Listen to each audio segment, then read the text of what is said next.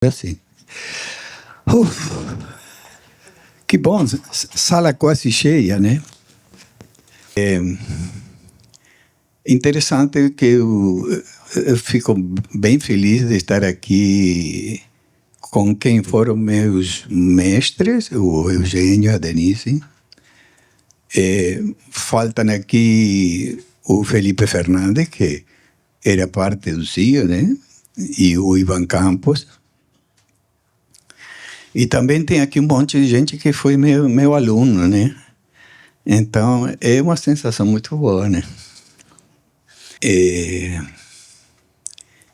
Mas a primeira coisa que eu quero dizer é que eu vou falar um pouco de qual é meu ponto de vista. E claro que meu ponto de vista tem a ver com a minha história, né?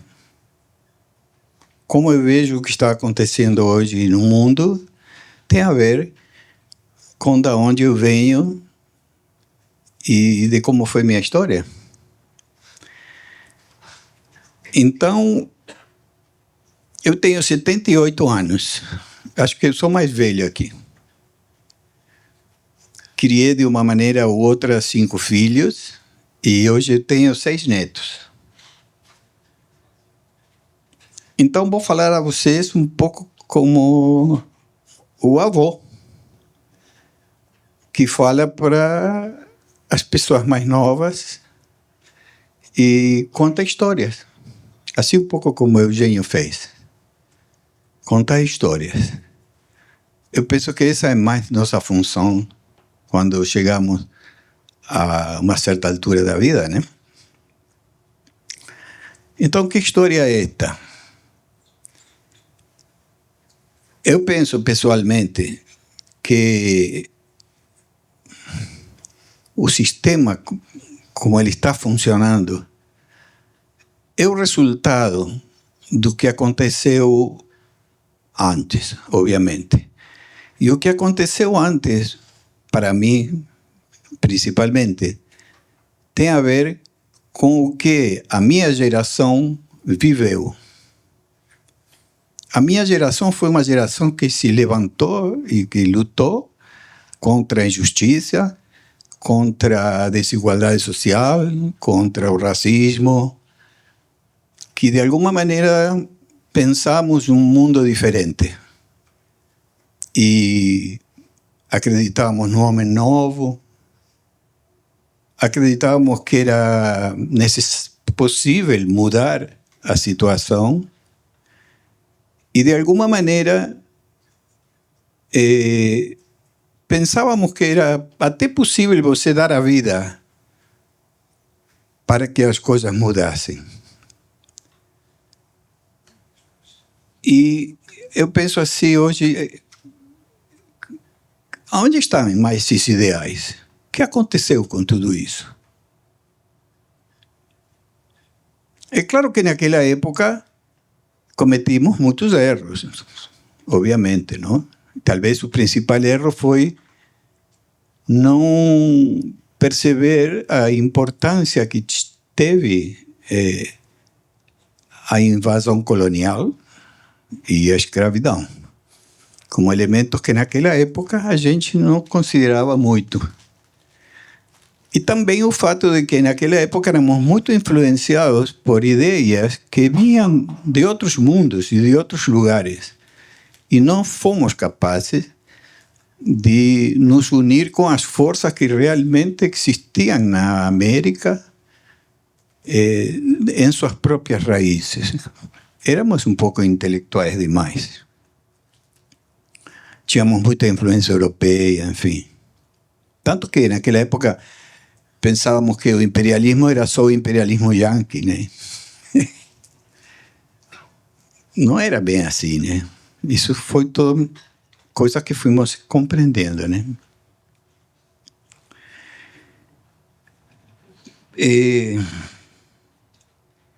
Eu sou de uma família uruguaia em que só meu pai trabalhava, minha mãe cuidava dos filhos.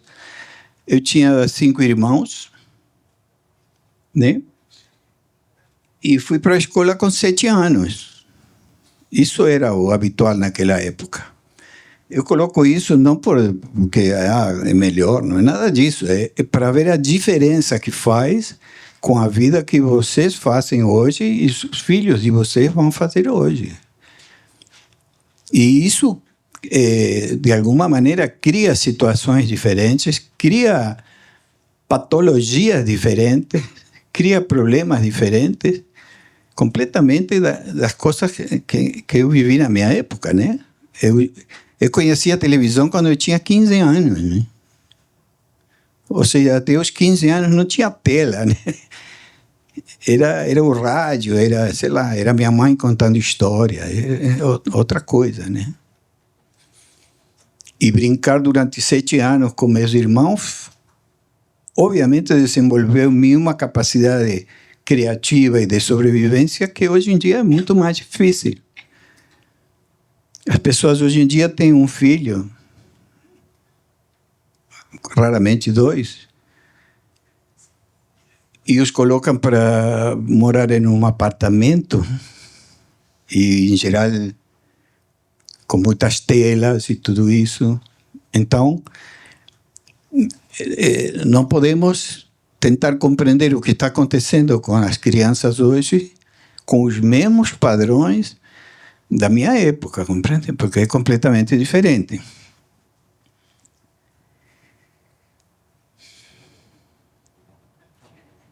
O que aconteceu com essa minha geração? Essa minha geração foi aplastada pelas ditaduras. Aqui no Brasil, no Uruguai, na Argentina, no Chile, na Bolívia, em outros países. Essa geração tinha muitos homens com muita energia e com muita capacidade de questionar o sistema. E dessas pessoas, muitas foram eliminadas, outras foram desaparecidas, outras foram assassinadas, outras foram presas. E isso é uma perda da capacidade de questionamento social enorme. Por exemplo, na Argentina dizem que tem 30.000 desaparecidos. 30.000 é uma geração que, de alguma maneira, questionou o sistema, com seus erros e suas coisas.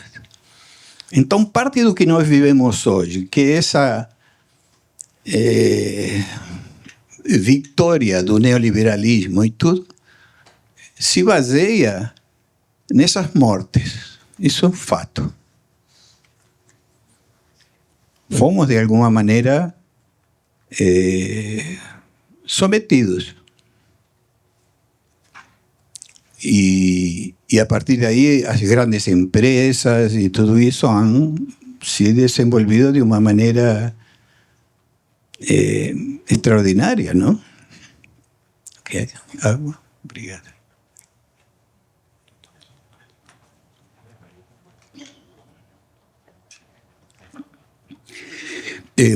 Algumas dessas pessoas que sobreviveram ocuparam depois lugares importantes, né? Aqui no Brasil, claro, né? O próprio Lula, Dirceu, Dilma, sei lá, muitas das pessoas que ocuparam cargos importantes foram sobreviventes daquela época. No Uruguai também, né? O Huidobro, o Mujica, né? O Mujica, então, fantástico, né? Ele tem muitas frases famosas, mas tem uma que eu acho incrível. Ele diz assim: todos me adoram, todos, pero ninguém me imita.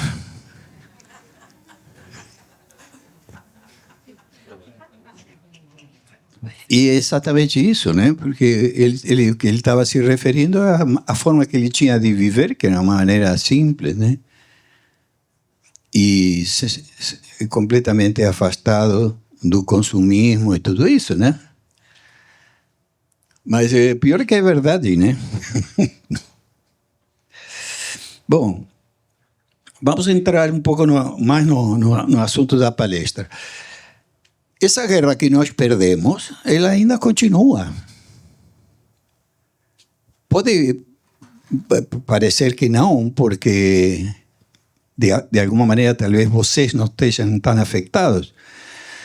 Mas a mesma guerra continua. Como diz o Krenak, nós estamos em guerra todo o tempo. Nunca parou. Então, que guerra é essa, né? Entre que e que? Eu penso que a guerra que existe é entre o que a gente chama a força da vida viva, que é tudo que, de alguma maneira, toda a energia e todas as forças que lutam para que a vida continue, e todas as forças que, de alguma maneira, se alineiam na destruição da vida. Porque a questão é, isso também eu gosto do como o Krenak o coloca, né? Mas ele diz que eles vão sobreviver.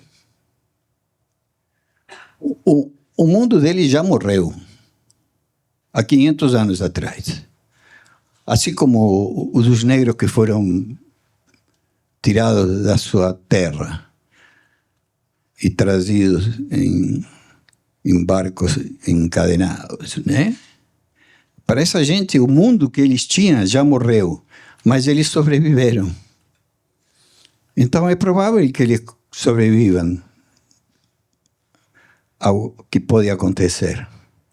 O que está em questão é se nós, os civilizados brancos, vamos sobreviver com o que estamos fazendo com o planeta. Essa é a questão que está planteada. E quão profundamente podemos entender isto vai depender de em que medida somos capazes de olhar profundamente o que está acontecendo. Ray dizia, por exemplo, que para você entender o que acontece numa sociedade, você tem que fingir que é um extraterrestre e que vem aqui e que então começa a observar o que acontece e não faz parte dessa lógica, compreende? O que acontece? Nós nos vamos acostumando devagarinho, né? E vamos tomando tudo que é loucura e tudo que é insano como uma coisa normal. Olhem um pouco o que está acontecendo no mundo e vejam se não se trata mais ou menos disso. Nós entendemos como normal várias coisas que são totalmente antinaturais e que de alguma maneira estão apontando a destruição do planeta. A Terra vai sobreviver, né? Porque o planeta vive há milhões e milhões de anos e se metamorfoseia, muda, cambia, mas vai sobreviver. O que não sabemos se vamos sobreviver somos nós, da forma que estamos vivendo.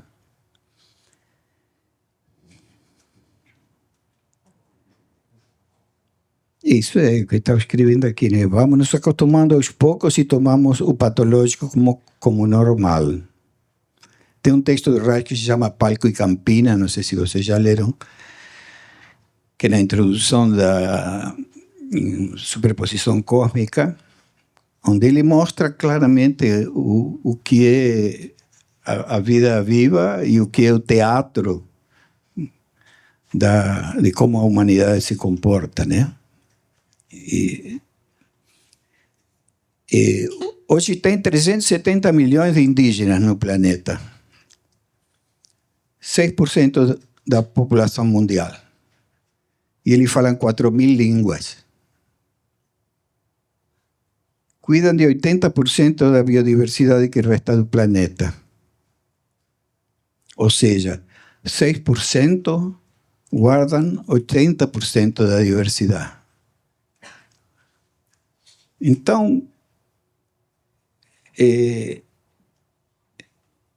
o que é claro é que a defesa da Amazônia e a defesa dos povos originários, a defesa dos quilombolas, dos ribeirinhos, essa é a linha de resistência contra a destruição do planeta. Por quê? Porque eles são os que, de alguma maneira, preservam e conservam o que resta do funcionamento natural. O resto está sendo destruído, consumido de uma maneira absurda, né?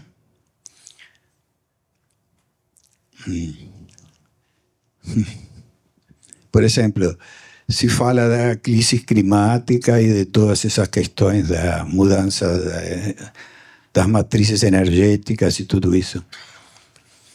Na realidade, na minha visão, isso é uma forma de ver mecanicista, físico-química, que de alguma maneira não se conduna com o que realmente acontece. Se fala de muitas coisas, mas ninguém fala do consumismo e da insaciabilidade do ser humano. Que a preservação da Amazônia e das tribos indígenas, das comunidades quilombelas e ribeirinhas, é a última fronteira dessa resistência. E toda hora presenciamos invasões, assassinatos e violências contra eles. A civilização precisa exterminar todas as populações que têm propriedade da terra comunitária, onde não existe a propriedade privada. Essa é uma questão central, né? Porque esses são os verdadeiros comunistas, diriam. Não comunistas da Rússia, que já até desistiram, né? Sino as pessoas que têm uma outra visão de mundo, que vivem a vida e estão na Terra de uma outra forma. Isso é o que a nossa civilização procura exterminar. E essa luta está na ordem do dia, né? Vocês veem na demarcação das terras indígenas, nas invasões dos territórios indígenas, os assassinatos, todas essas coisas que estão acontecendo todos os dias. Essa é a guerra que nós precisamos, de alguma maneira, ser solidários e tentar fortalecer as tribos, todos os movimentos sociais que, de alguma maneira, se opõem a essa destruição, né?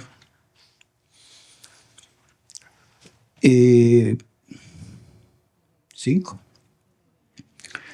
Então, vou cortar tudo. Duas coisas eu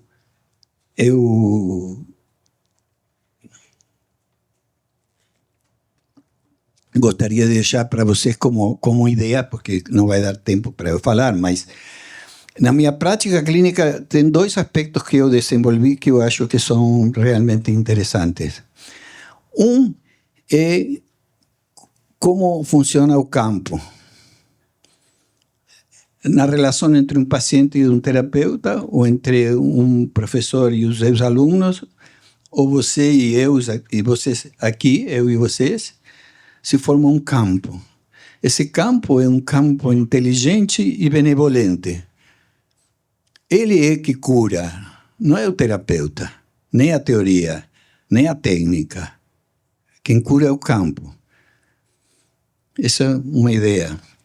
A outra ideia, básica também, importante, que eu entendi, é que muitas das emoções que os pacientes apresentam são, na realidade, ancestrais.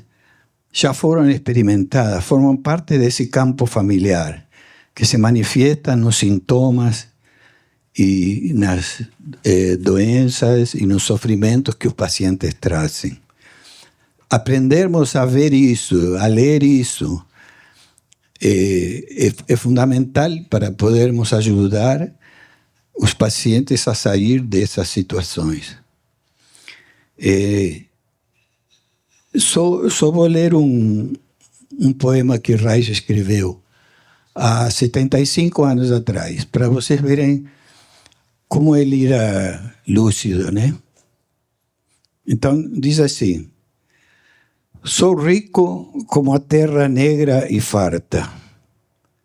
Alimento as coisas que sugam. O sugador não sabe o que suga. No entanto, a boa e velha terra nunca se revoltou quando devastaram os campos, escavaram o solo, cortaram cada árvore da floresta. A terra cobriu-se de areia quando o solo se foi. Nunca refizeram os campos. O filhote devolve o que sugou. Tiraram o meu conhecimento para curar a alma do doente e a ferramenta que construí para captar a própria essência de Deus. E pregaram o meu nome e amarraram ao redor do seu pescoço, como proteção contra o frio gelado que castigava sua carne dolorida. Não se interessaram pela graça de amar e cuidar. Não tinham olhos para ver, nem mãos para tocar, nem sentido para viver a graça. Devastaram simplesmente os campos e a Mãe Terra não se revoltou. Nem os atirou para fora. Cobriu-se apenas de luto onde a multidão havia habitado. O solo rico e bom que já fora pinga e fértil foi-se, porque eles nunca devolveram a graça. Não tinham almas, deram para receber, aprenderam para tirar proveito e adoraram para ganhar. Nunca, nunca procuraram o espaço com os braços, o coração e o cérebro. O movimento de anseio foi-se dos seus peitos, excepto para agarrar. Os seus lábios não podiam beijar. O seu sorriso estava congelado. A isto chamara ele seu pecado, e para se verem livres dele, pregaram o seu Redentor na cruz do feiticeiro. Eis a importância universal do assassinato de Cristo. Obrigado.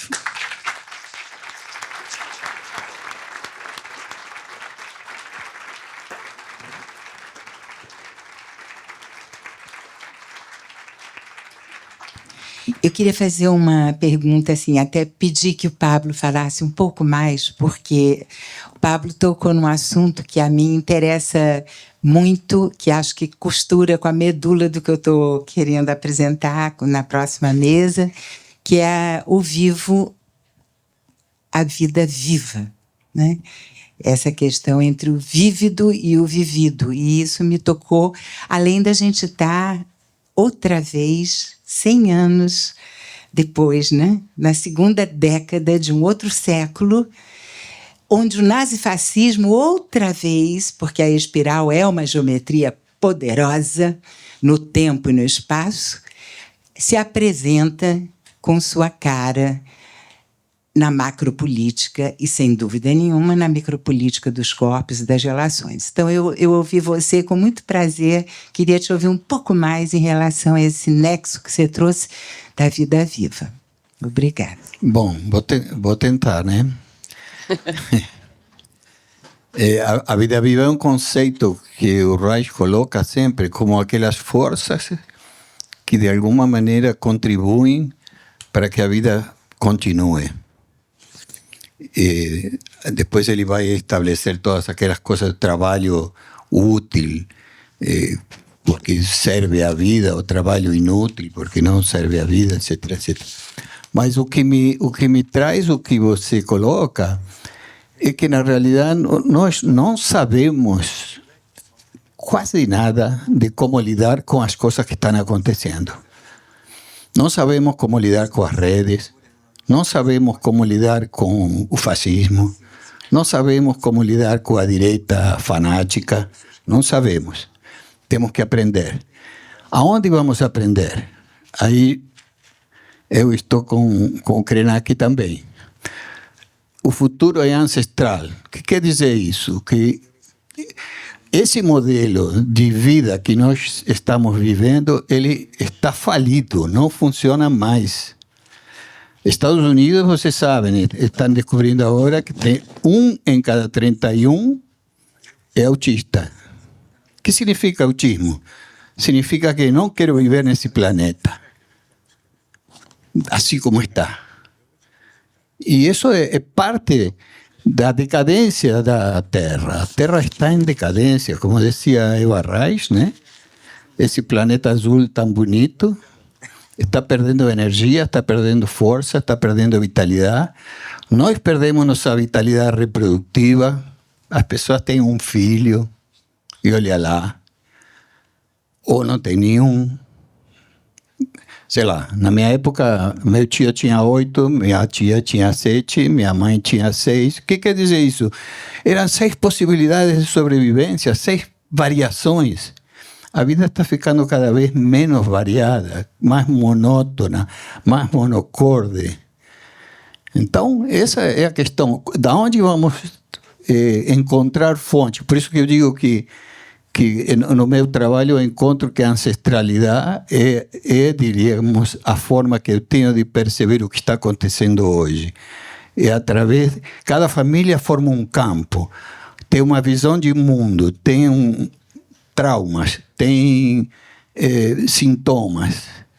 E quando um paciente traz isso, eu tenho que conectar ele com essa força histórica que é a que produz a vida que ele está vivendo nesse momento. Se eu sou capaz de fazer isso, isso ajuda muito a ele poder fazer outra coisa, diferente do que reproduzir simplesmente o campo, né? Então, nós precisamos revisar todos os conceitos. Os conceitos e as categorizações que nós usamos são, na grande maioria, europeias e brancas. Nós temos que, de alguma maneira, revisar isso, se somos sérios. Revisá-los como? Indo para as culturas e as cosmovisões, ou as visões do mundo que são diferentes dessas que nós estamos, que diríamos, majoritária. Porque essa vai acabar com o planeta. Isso, para mim, é claro. Pode demorar mais, pode demorar menos. A pandemia também é uma demonstração dessa falta de vitalidade e essa falta de imunidade que a humanidade vai desenvolvendo. E o planeta também, né? Ok. Não queria falar muito. Ótimo. Então, Jorge.